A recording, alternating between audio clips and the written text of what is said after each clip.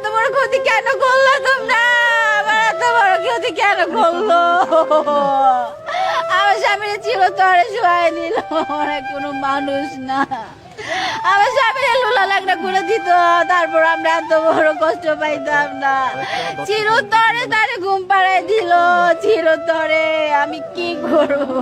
চাঁদাবাজি বলতে যেমন মানে ব্যবসায়ী ওনার কাছ থেকে গেছে, চাঁদাবাজিটা কমই ছিল, কিন্তু যে ব্যবসাটা উনি করতেছে, ওনারা বলতেছে যে মাসে মাসে টাকা দিতে হইব, তুমি একা একই ব্যবসা এতটা করবা কি লেগা?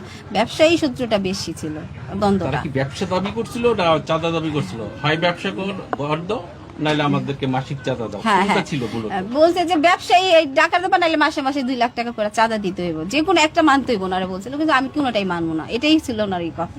এই চাঁদা তাহলে ব্যবসার এই দ্বন্দ্বটার জন্য এটার সাথে তৈরি হয়েছে। ইপিজিং করার বাধা দেওয়ার ক্ষেত্রে তারা আপনার ছেলে স্বামীর উপরে চড়াও হয়েছে কিনা, এবং তখন ব্যবসা নিয়ে টানাটানি শুরু করছে।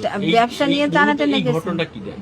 মূলত ঘটনাটা ব্যবসায়ী আগে ছিল, কিন্তু যখন আমার মেয়ের এইসব কথাবার্তা বলছে, ওটা হলো